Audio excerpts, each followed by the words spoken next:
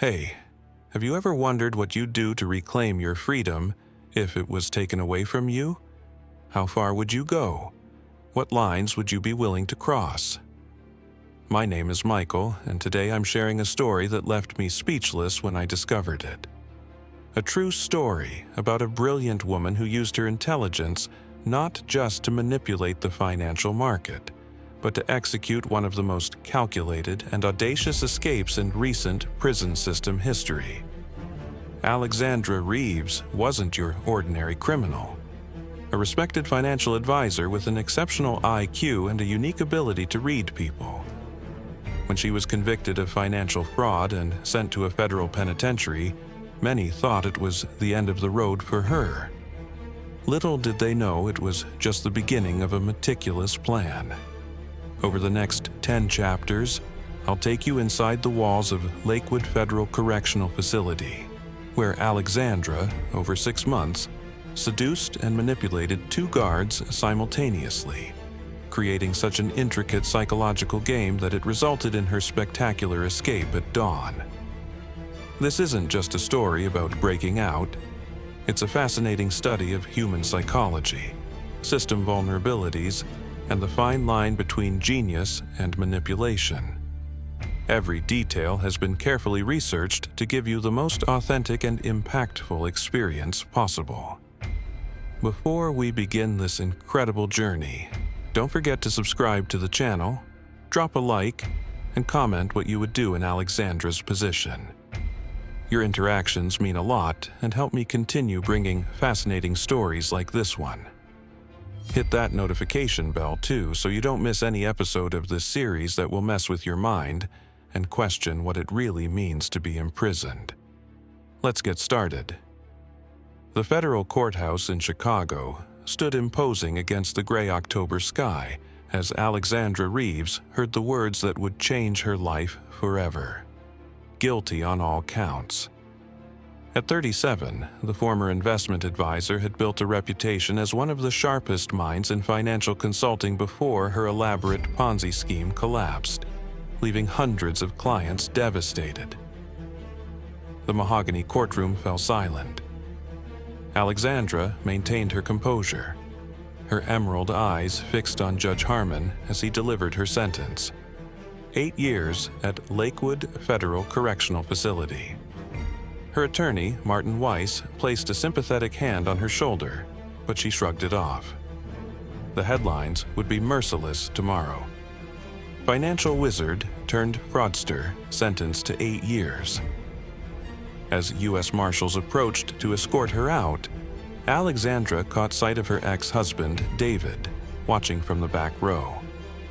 Their eyes met briefly, his filled with disappointment, hers with a determination he recognized all too well. It was the same look she'd had when building her business from nothing, when negotiating million-dollar deals, when convincing clients to trust her with their life savings. David shivered, knowing that look meant Alexandra was far from defeated. The system thinks it has me, Alexandra thought as the cold metal handcuffs clicked around her wrists. They have no idea who they're dealing with. Outside, reporters shouted questions at her. Cameras flashed, but Alexandra kept her gaze forward, her chin high. The scandal had dominated Chicago business news for months. How she'd maintained a lavish lifestyle while siphoning millions from client accounts. How she'd falsified returns. How even seasoned investors had fallen for her schemes. That night in a holding cell, Alexandra stared at the ceiling, mentally reviewing her situation. She wasn't going down this easily. With her financial acumen, sharp observation skills, and, yes, her ability to read and manipulate people, Alexandra began formulating what would become her most audacious plan yet. "This is just a setback," she whispered to herself. "And every problem has a solution." The transport van rumbled through the gates of Lakewood Federal Correctional Facility, a sprawling complex of concrete and razor wire 90 miles outside Chicago. Alexandra observed every detail through the barred windows. Guard patterns, camera placements, fence heights. Her mind was already working, cataloging information that might prove useful. Processing was designed to strip inmates of dignity. The invasive searches, institutional clothing, the transformation from person to number. Alexandra became inmate number 82,734. Yet, while other new arrivals showed fear or defiance, she displayed only calculated compliance, speaking politely to staff, following instructions promptly. "Reeves, you're in Block D, Cell 17, barked Officer Hayes, a stern-faced woman with salt and pepper hair. "Follow the rules, do your time, and we won't have problems." Block D housed non-violent offenders, mostly women convicted of financial crimes, drug distribution, and fraud. Alexandra's cellmate, Teresa Diaz, had been in for 3 years on wire fraud charges. "So you're the big-shot financial advisor?" Teresa asked, not looking up from her magazine. "They've been talking about you all week." "Former financial advisor," Alexandra corrected, carefully arranging her meager belongings in the designated space. "And I'd rather not discuss my case." Teresa shrugged. "Fair enough. Just know that reputation is currency in here. Right now, yours says you stole from regular people working to retire, which doesn't win you friends." That night, Alexandra lay awake, listening to the symphony of prison sounds, distant conversations, occasional shouting, the regular footsteps of night guards making rounds. She mentally mapped the daily schedule she'd observed so far: meals, count times, shift changes. Most importantly, she noted that 2 particular night guards, Officer Miller and Officer Sanchez, seemed to man the overnight shift in Block D 3 times a week. Miller was mid-30s, divorced according to the tan line on his ring finger, and carried himself with the insecurity of someone trying too hard to assert authority. Sanchez was younger, probably 28, clearly bodybuilding off-duty, and had a habit of lingering when female inmates were showering. Alexandra smiled in the darkness. She had found her targets. 3 weeks into her sentence, Alexandra had established a routine that gave her the perfect cover for observation. Morning, runs around the yard. Perimeter let her map the facility's layout. Her job assignment in the prison library provided access to a surprising range of information and placed her in a central location where she could study staff movements. She'd learned that Officer Miller, despite his tough exterior, was struggling financially. He often worked double shifts and complained about alimony payments. Officer Sanchez was more complex. Ambitious but impatient, clearly viewing Lakewood as a stepping stone to something better, perhaps a higher security facility or federal law enforcement. Alexandra carefully cultivated a reputation as a model inmate, quiet, respectful, causing no trouble. She joined a financial literacy program, offering to help other women understand basic money management. This earned her small privileges, and more importantly, the gradual relaxation of staff vigilance around her. "You're nothing like I expected," said Officer Wilson, the day shift supervisor, as Alexandra helped organize a donation of business books. "Media made you sound like some kind of monster." "People are always more complicated than their worst mistakes," Alexandra replied, meeting Wilson's eyes with just the right mixture of humility and intelligence. It was the same gaze that had once convinced wealthy clients to invest millions. In the cafeteria, Alexandra strategically chose a table with a clear view of the guard's station. Teresa slid her tray across from her. "Whatever you're planning, it won't work," Teresa said quietly. Alexandra looked up, her face a perfect mask of innocence. "Planning? I'm just eating lunch." "I've been watching you watching them." Teresa nodded toward the guards. "I know calculation when I see it. 8 years is a long time, but not forever. Don't make it worse." "I appreciate the concern," Alexandra replied, her voice neutral. "But I'm just trying to understand this place. Knowledge is comfort." That night, Alexandra made her first deliberate move. During count, when Officer Miller came to her cell, she asked about applying for the Advanced Computer Skills program. As they spoke, she maintained perfect eye contact, stood slightly closer than necessary, and allowed her voice to drop to a more intimate register. Miller stammered slightly before regaining his professional demeanor, but Alexandra had seen what she needed. The flash of interest, quickly suppressed but unmistakably there. Officer Miller was hooked. Now she needed to work on Sanchez. The game had begun. The prison library, with its fluorescent lighting and outdated computer terminals, became Alexandra's command center. Her position as assistant librarian allowed her to interact with both inmates and staff regularly. More importantly, it gave her legitimate reasons to request information: prison policies, educational materials, and facility maps for the library's information desk. Alexandra carefully timed her approach to Officer Sanchez. She knew from observation that he supervised the library detail every Thursday afternoon. She selected a psychology book from the shelves, The Power of Influence, and made sure it was visible on her desk. "Interesting choice," Sanchez commented during his rounds. "Planning to manipulate someone?" Alexandra smiled, just enough to show she appreciated his perceptiveness, but not enough to seem flirtatious. "It's for the personal development workshop I'm starting.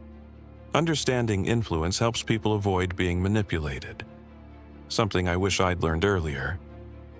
Sanchez paused, intrigued despite himself. "You don't seem like someone who gets manipulated easily." "Everyone has vulnerabilities, Officer Sanchez," she replied, meeting his gaze. "The smart ones recognize them." Their conversation continued, ostensibly about the workshop, but layered with subtle signals.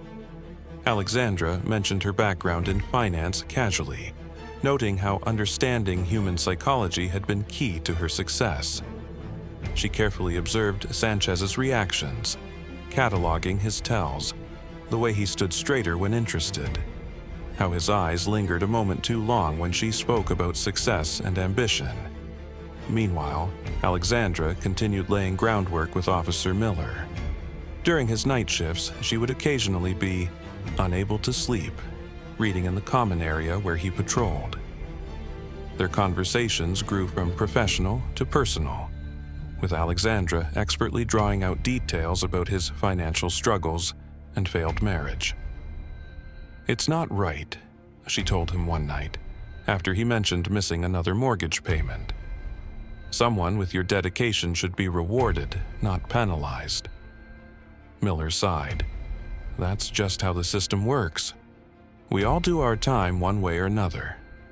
"Systems can be worked," Alexandra replied softly, letting the words hang between them. The prison grapevine buzzed with rumors about Alexandra's workshops and her apparent rehabilitation. Even the warden took notice, mentioning her as a model for inmate educational initiatives. This public image provided perfect cover for her true activities, mapping blind spots in security cameras, timing guard rotations, and identifying which staff members might inadvertently provide useful information. Teresa remained skeptical. "Whatever you're doing with those guards is going to backfire," she warned. "Sanchez especially. He's not as simple as he looks."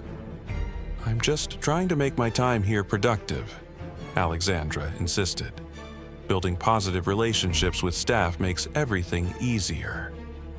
But that night, as Alexandra reviewed her mental notes on security protocols, shift changes, and the personal weaknesses of her two targets, she knew the pieces were falling into place. Within 3 months, she had transformed from infamous inmate to respected rehabilitation story, all while constructing the framework for her escape. The real work was about to begin. By her 4th month at Lakewood, Alexandra had established distinct yet equally effective relationships with both guards.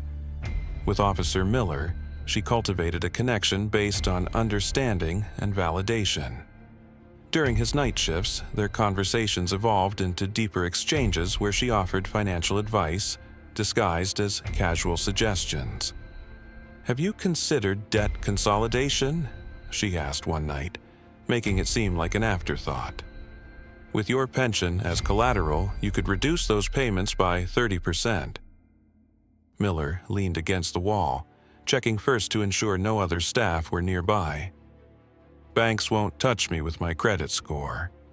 "There are alternatives," Alexandra replied, carefully gauging his interest. "I still have contacts who owe me favors. Nothing illegal, just creative financing." The suggestion hung between them. The first hint that their relationship could extend beyond prison walls, offering Miller solutions to problems that consumed him. Alexandra noted how his posture changed, how he looked at her with new consideration. She had offered not just sympathy but practical help, positioning herself as a potential ally rather than just another inmate. With Officer Sanchez, Alexandra employed a different strategy. She appealed to his ambition, describing the world of high finance she had navigated, sharing stories of power and influence that fascinated him. During library shifts, she would casually mention former connections to federal agencies. The FBI's Financial Crimes Unit often consulted with firms like mine, she told him during a particularly quiet afternoon. "There's always demand for people who understand both security and financial systems." Sanchez's interest was palpable. "You still have those contacts?" Alexandra smiled enigmatically. "Some bridges remain intact despite everything. The right introduction can change a career trajectory overnight." These parallel relationships developed against the backdrop of Alexandra's continued exemplary behavior. She expanded her financial literacy program, gaining approval to use one of the computer terminals for creating educational materials.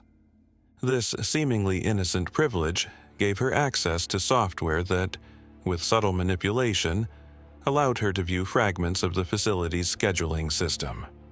One evening, during a power outage caused by summer thunderstorms, Alexandra observed the emergency protocols firsthand, noting how backup generators activated, which doors defaulted to locked positions, and most importantly, which sections operated on separate security systems.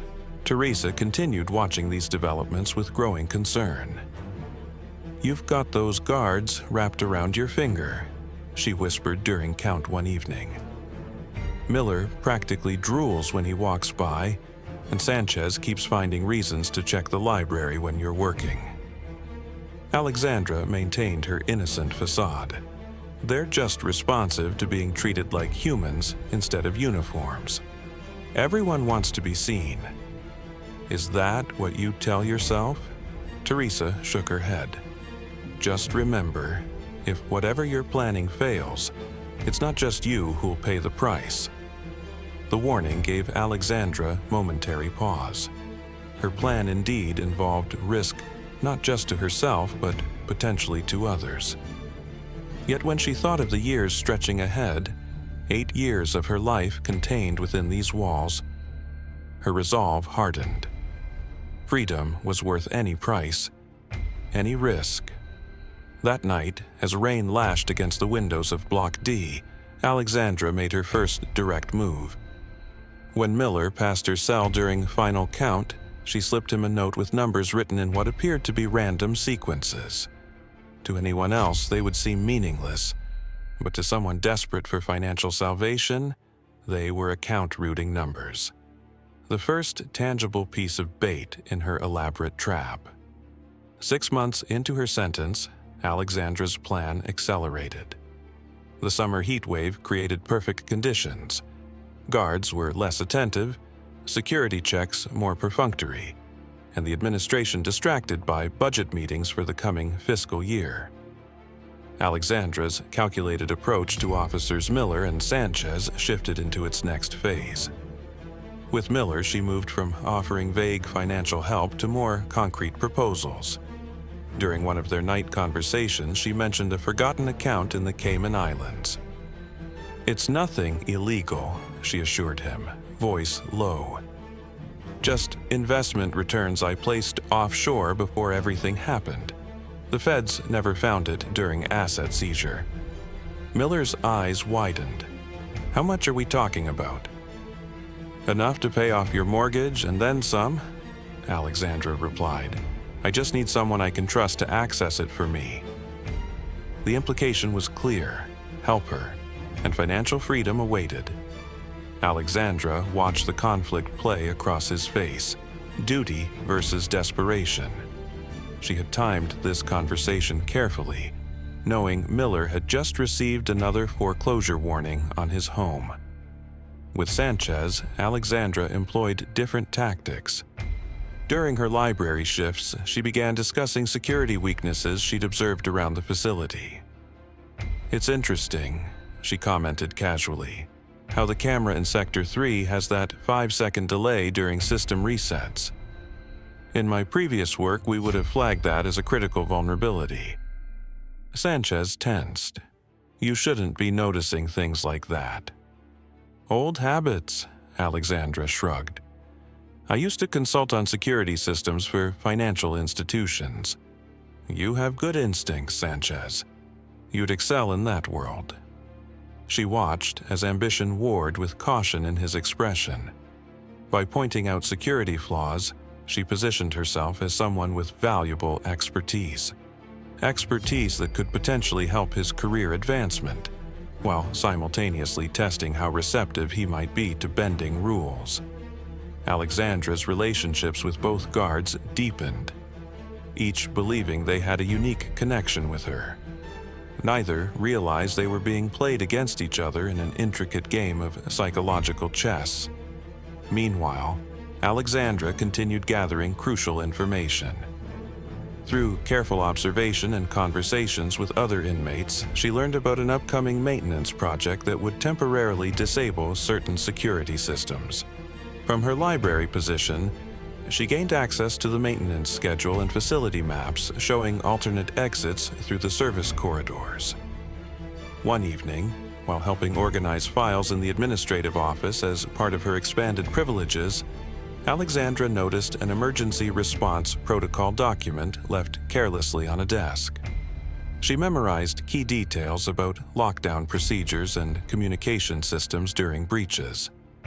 Teresa became increasingly troubled by Alexandra's machinations. "Whatever you're planning, it's not worth it," she warned during dinner. "I've seen inmates try to manipulate guards before. It always ends badly." "You're mistaking friendly conversation for something sinister," Alexandra replied smoothly. "I'm just trying to make connections that might help after my release." 8 years from now? Teresa raised an eyebrow. "That's playing the very long game." "Patience is a virtue I've finally learned." Alexandra smiled, though her eyes remained calculating. That night, a summer storm knocked out power to several sections of the facility. During the confusion of head counts and security checks, Alexandra tested how long it took guards to reach certain areas during emergencies, and which protocols were strictly followed versus those that were merely formalities. As she lay in her bunk afterward, listening to the rain, Alexandra reviewed her progress. Miller was compromised by financial desperation and the promise of assistance. Sanchez was enticed by career ambition and the allure of her connections. The facility's vulnerabilities were mapped, alternative routes identified, and timeline established. In 2 weeks, during the scheduled maintenance work, Alexandra Reeves would make her move. The maintenance project was scheduled to begin on a Tuesday, the perfect day, as Alexandra had confirmed both Miller and Sanchez would be working the overnight shift. The facility would be updating electrical systems in the East Wing, requiring temporary deactivation of certain security measures between 2 and 4 a.m. Alexandra initiated the final phase of her plan the Friday before. During her library shift, she approached Sanchez with unusually serious demeanor. "I need to speak with you privately," she said, her voice carrying a new urgency. "It's about Officer Miller." In the relative seclusion of the reference section, Alexandra spun a carefully crafted tale. She claimed Miller had approached her with a coercive proposition: help him embezzle funds using her financial expertise, or he would plant contraband in her cell, extending her sentence. "I don't want to file a formal complaint," she explained, watching Sanchez's expression harden. "That would just make things worse for everyone. But I thought you should know, given your position." Alexandra had calculated this approach precisely. She knew Sanchez harbored professional jealousy toward Miller, who had seniority despite Sanchez's superior performance. By positioning Miller as corrupt, she appealed to Sanchez's self-image as the more honorable officer. "This is a serious accusation," Sanchez replied, his jaw tight. "Do you have proof?" "Only our conversations," Alexandra said. "But he mentioned being on duty Tuesday night and wanting my answer then. I'm afraid of what happens if I refuse him." She left Sanchez contemplating this information, knowing he would be watching Miller closely now, creating tension between them that would serve her purposes. That same evening, Alexandra executed the parallel component of her strategy with Miller. During his rounds, she requested a brief conversation about her parole application. "I've been meaning to tell you something," she said quietly. "Officer Sanchez has been pressuring me for information about you." Miller's expression darkened. "What kind of information?" "Personal details, your schedule, whether you ever break protocols." At first I thought he was just doing his job, but it feels targeted. Alexandra paused, allowing concern to show on her face. "I think he's building a case against you, looking for any mistake." Miller's paranoia, already heightened by his precarious financial situation, provided fertile ground for this seed of suspicion. "Why would you tell me this?" "Because you've been decent to me," Alexandra replied, "and because if he succeeds in getting you fired, I lose the only officer here I can actually talk to." The following days, Alexandra observed with satisfaction as tension mounted between the two officers. They exchanged clipped words during shift changes, watched each other suspiciously, and avoided their usual camaraderie. This discord would be crucial. Officers focusing on each other rather than their surroundings created opportunities. Meanwhile, Alexandra prepared physically. She began skipping meals occasionally, claiming stomach upset, while actually storing portions of food in her cell. She subtly altered her uniform, sewing hidden pockets and modifying the waistband to conceal small objects. During her permitted phone calls, she left coded messages with her one remaining loyal friend on the outside, arranging for a car to be left at a predetermined location. The night before the maintenance work, Alexandra approached Teresa with unexpected sincerity. "I want to thank you," she said quietly. "Your skepticism kept me grounded these past months." Teresa studied her face. "You're really going through with whatever you've planned, aren't you?" Alexandra neither confirmed nor denied, simply saying, "Sometimes the system doesn't provide justice. Sometimes we have to create our own second chances." "Be careful," Teresa replied after a long pause. "And whatever happens, I didn't see anything." As lights out was called that evening, Alexandra lay awake, mentally reviewing every detail of her plan one final time.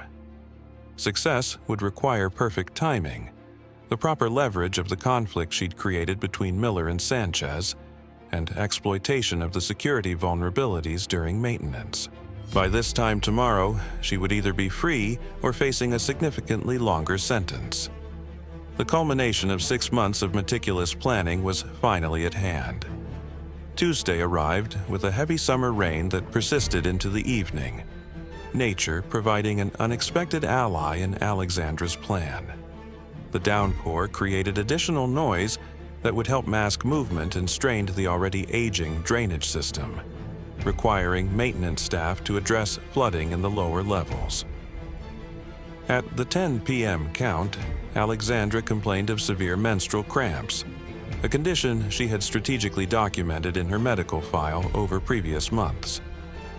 The night nurse provided standard pain medication and a heating pad, tools that would serve Alexandra's purposes rather than her comfort.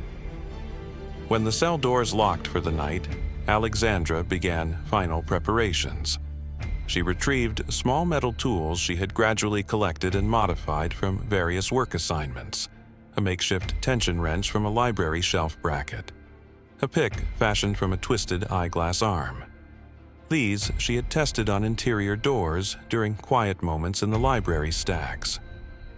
At midnight, Alexandra heard Officer Miller begin his rounds, right on schedule.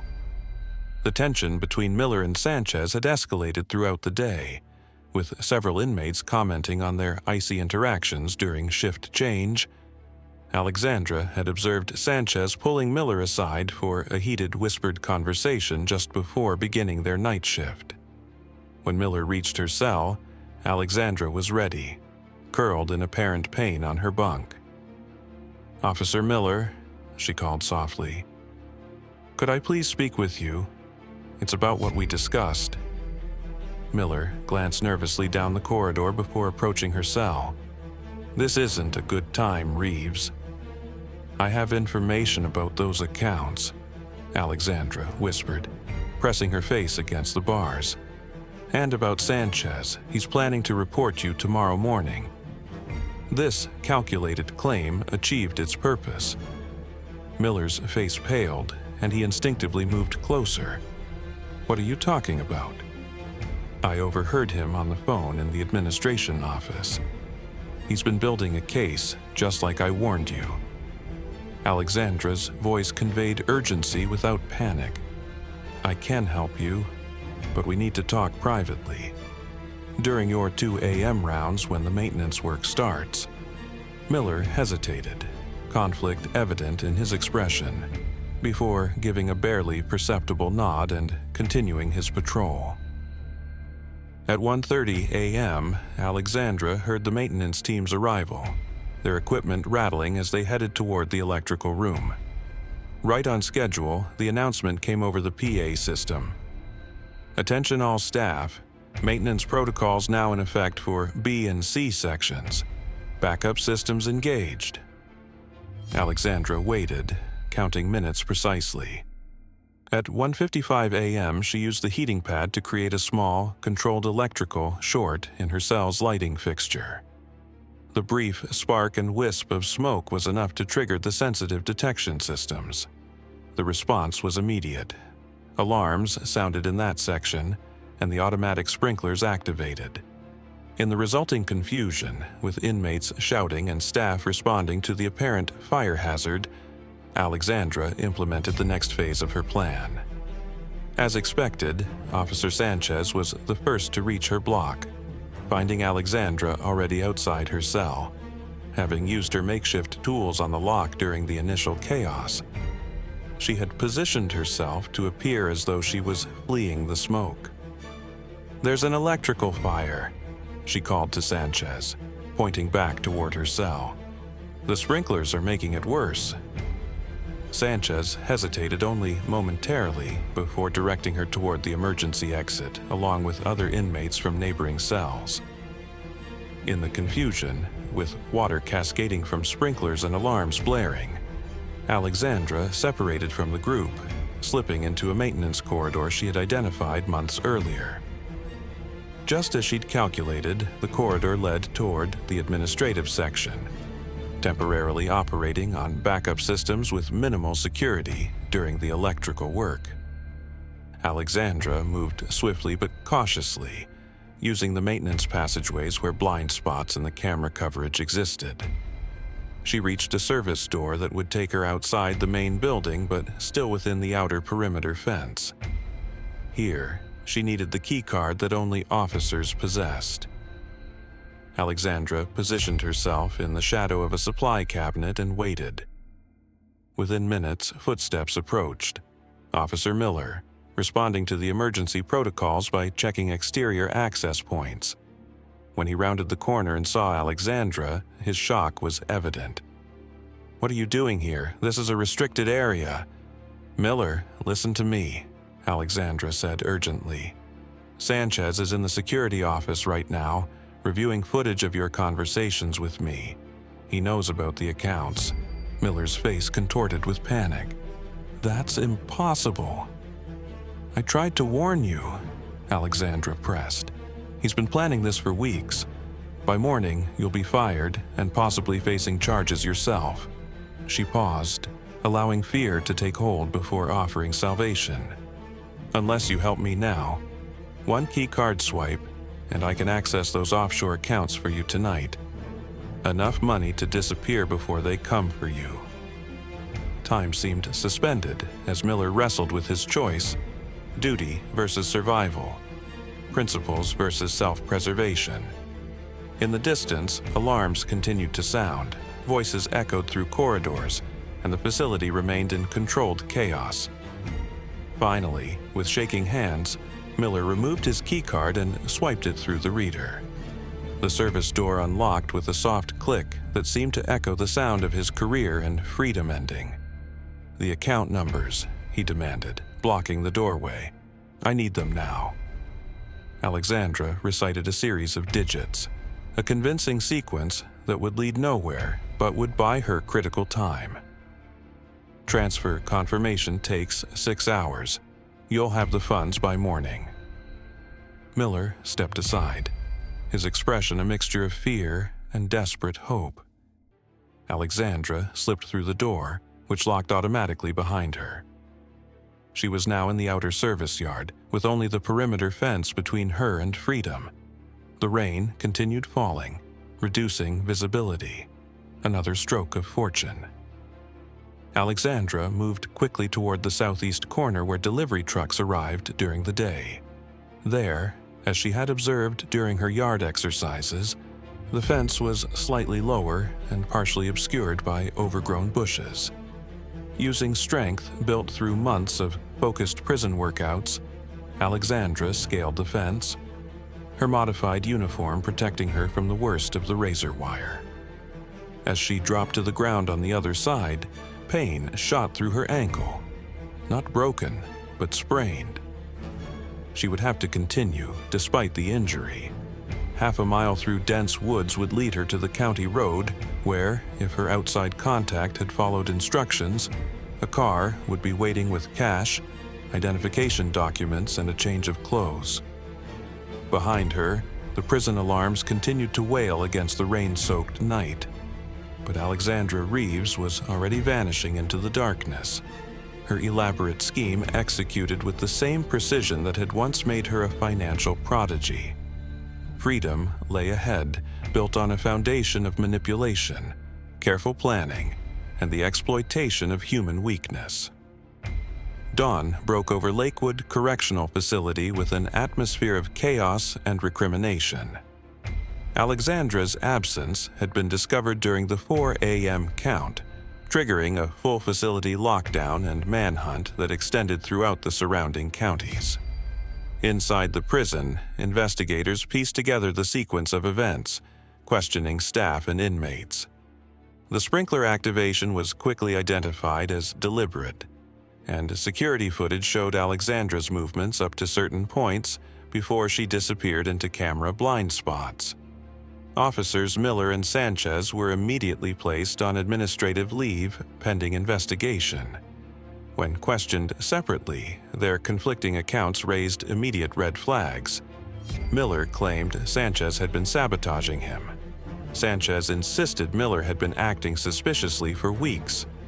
Neither initially admitted to direct involvement in the escape, but as evidence mounted, Miller broke down. "She said Sanchez was building a case against me," he confessed, his career and freedom crumbling before him. "She promised offshore accounts, enough money to start over somewhere. I just swiped my card. I didn't think she could actually get out. Meanwhile, Warden Phillips faced a media firestorm outside the facility gates. "We are conducting a thorough investigation into the security failures that allowed this escape," he stated grimly. "I assure you that those responsible will be held accountable, and Ms. Reeves will be recaptured." In Chicago, FBI Special Agent Diana Mercer was assigned to lead the manhunt. In her office overlooking the city skyline, she reviewed Alexandra's file with growing respect for her adversary's intelligence. "She played these officers perfectly," Mercer told her team during their first briefing. "Created conflict between them, exploited their weaknesses, and used scheduled maintenance as cover. This wasn't impulsive. She's been planning this from day one." As law enforcement established roadblocks and checkpoints throughout the region, Alexandra was already 200 miles away. The car left by her contact had contained everything needed: cash, a prepaid phone, clothing, and identification documents under the name Catherine Wells. She had abandoned the vehicle at a busy train station, carefully wiping it for prints despite her limited time. Now, seated on a westbound train, Alexandra watched through the window as farms and small towns slipped past. Her ankle was wrapped tightly, painful but manageable.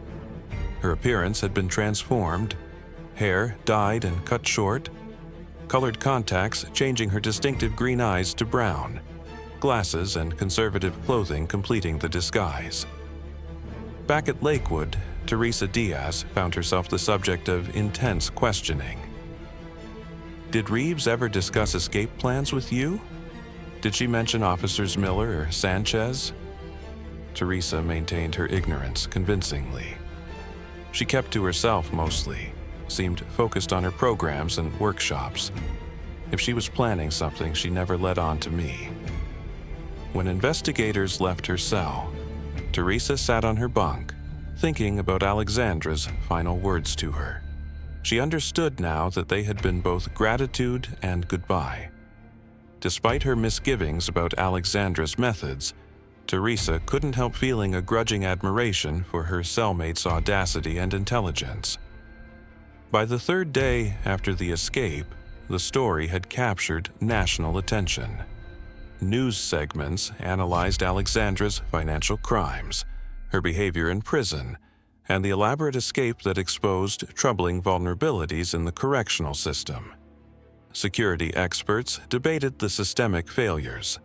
Psychologists discussed the manipulation techniques she had employed. Agent Mercer's investigation revealed the full extent of Alexandra's preparation.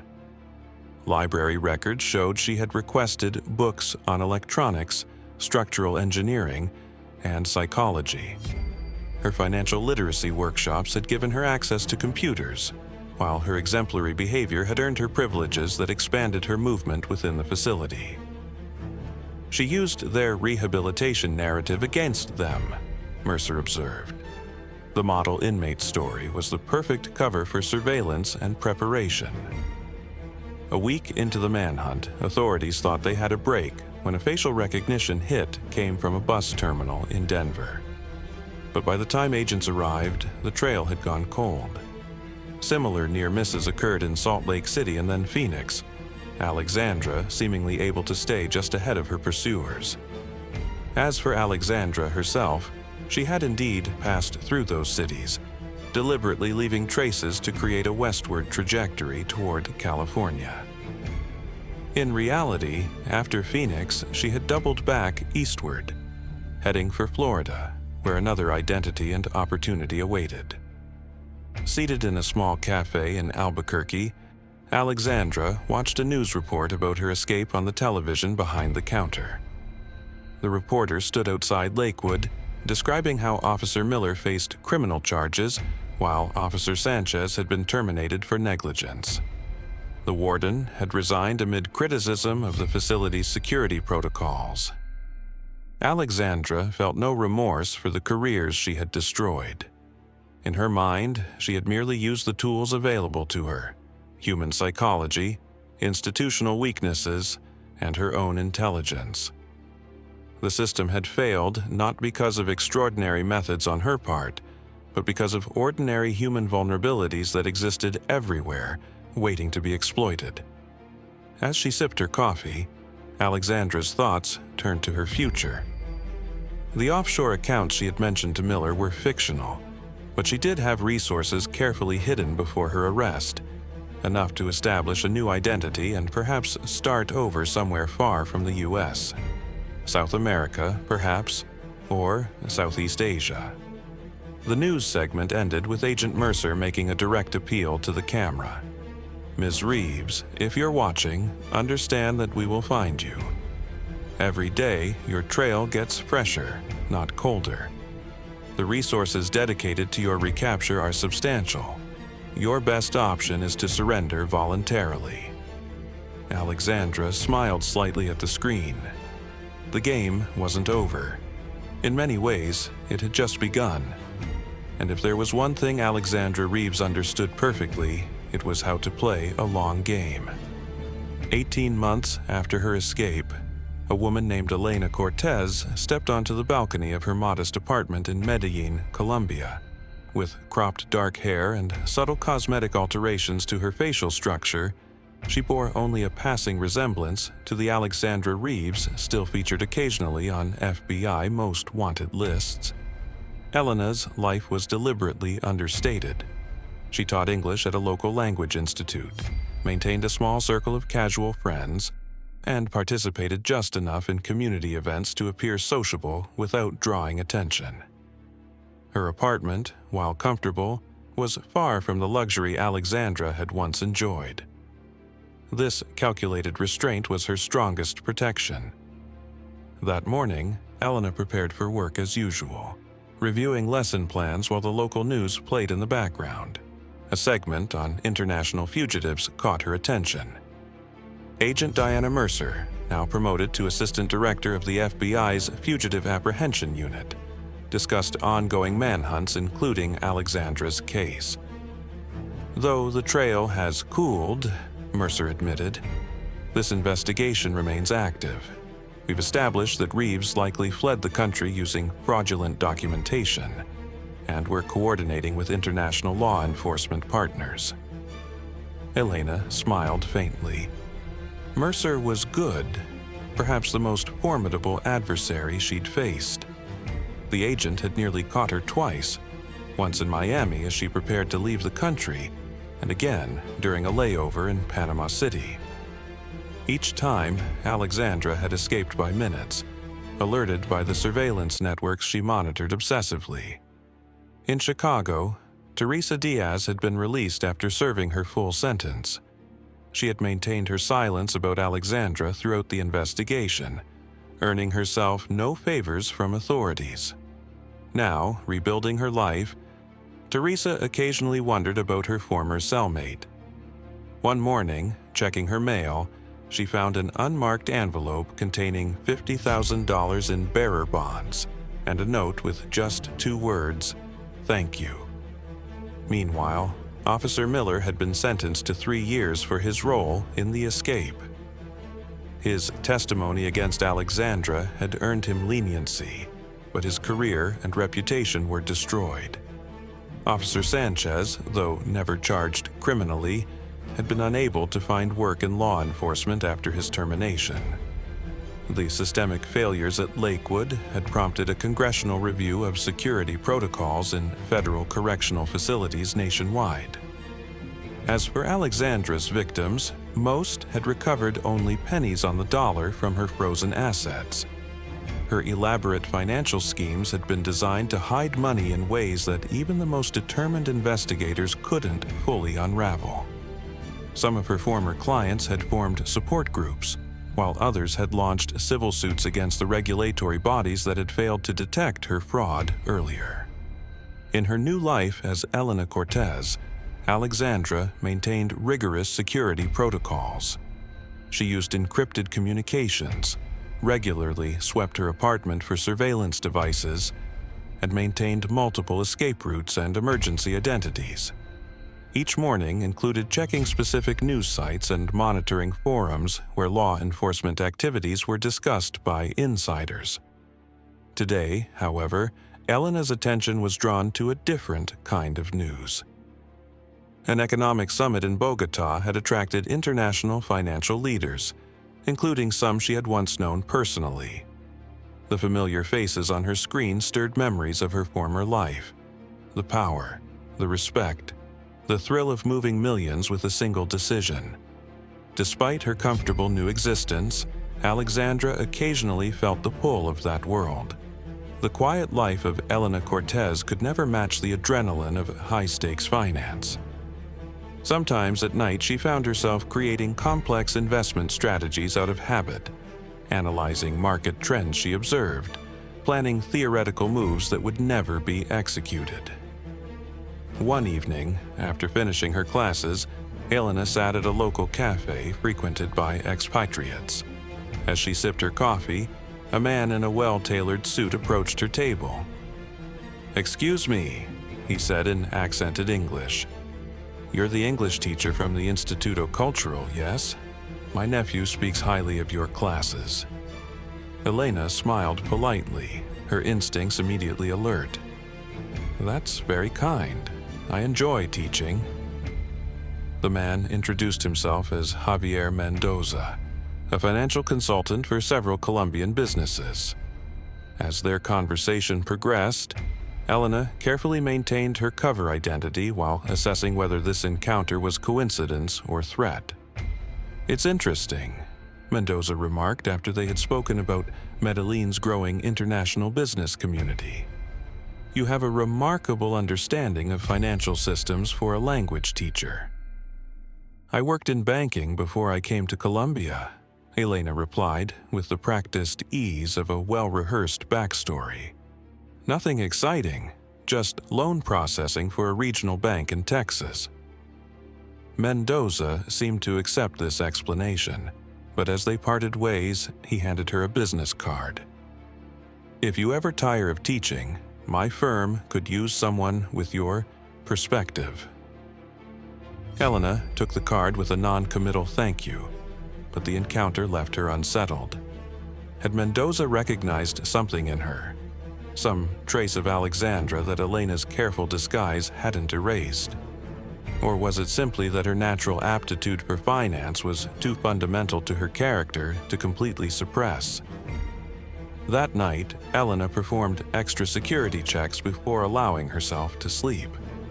The interaction had been a reminder that her freedom remained precarious, dependent on constant vigilance.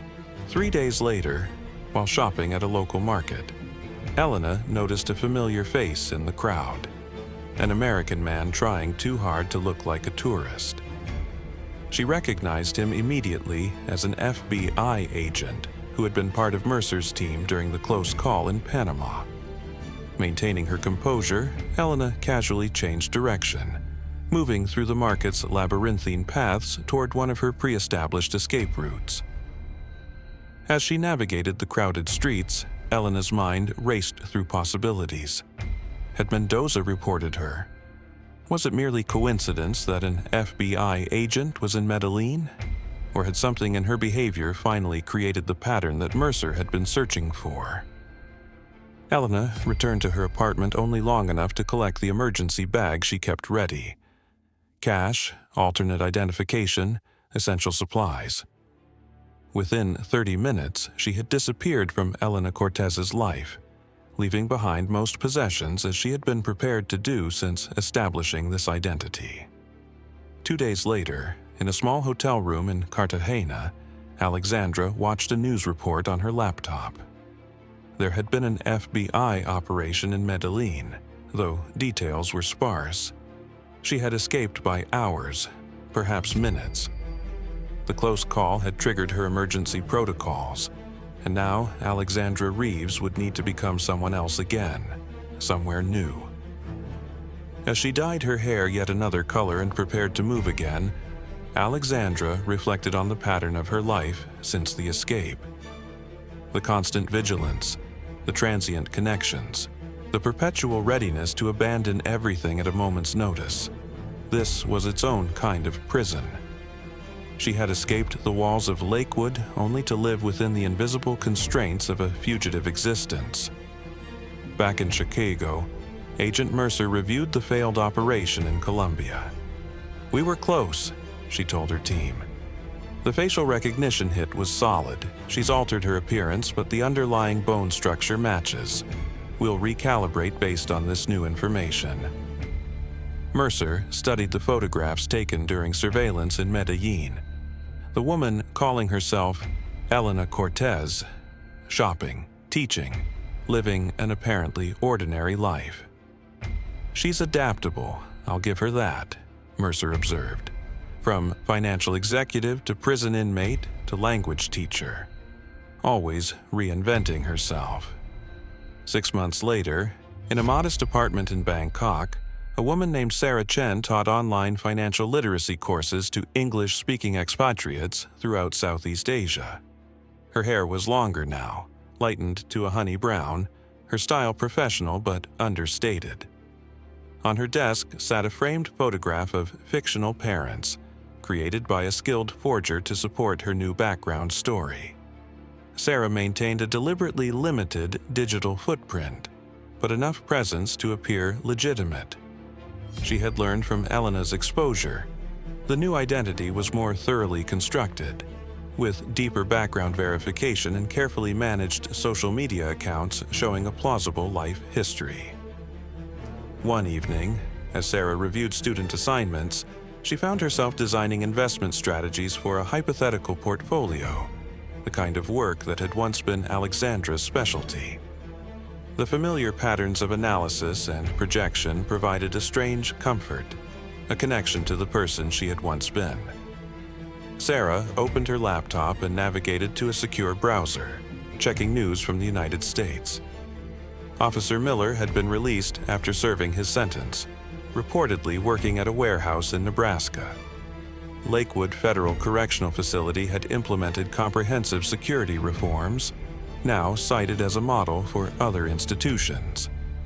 And Agent Mercer had given an interview discussing cold cases, including brief mention of Alexandra Reeves, now classified as an inactive investigation, though technically still open. The world had moved on. The scandal that had once dominated headlines was now barely a footnote. Alexandra Reeves was becoming a ghost, a case study in criminology textbooks rather than an active fugitive. Sarah closed her laptop and walked to her window, looking out at the vibrant Bangkok skyline. Freedom had come at a considerable price: constant reinvention, vigilance, and isolation. No deep connections, no lasting legacy, always looking over her shoulder. The fortune she had hidden before her arrest was dwindling, siphoned into creating new identities and maintaining her underground existence. Sometimes, in quiet moments like this, Alexandra wondered whether the elaborate escape had truly been worth it. She had outsmarted the system, manipulated everyone around her, and achieved what many thought impossible. Yet now she lived in perpetual exile, forever disconnected from her true self. As Sarah Chen turned from the window, her phone chimed with a notification, a news alert about international finance that she monitored as part of her security protocols. The headline mentioned regulatory changes affecting offshore accounts in jurisdictions she had once utilized. Sarah smiled faintly. Perhaps Alexandra Reeves would never truly be free, but she had proven that systems, whether prison walls or banking regulations, always contained vulnerabilities waiting to be exploited. Her greatest achievement wasn't the escape itself, but the revelation that freedom was a relative concept, defined not by external constraints, but by one's willingness to reinvent oneself when necessary. Tomorrow, Sarah Chen would teach her students about financial independence. Behind her lesson plans lay the complex truth of her own journey, how she had seduced 2 guards, exposed the flaws in an imperfect system, and vanished into the dawn of a new identity, again and again and again. The game continued, with no final victory possible, only the constant challenge of staying one step ahead. For Alexandra Reeves, perhaps that had always been enough. The end?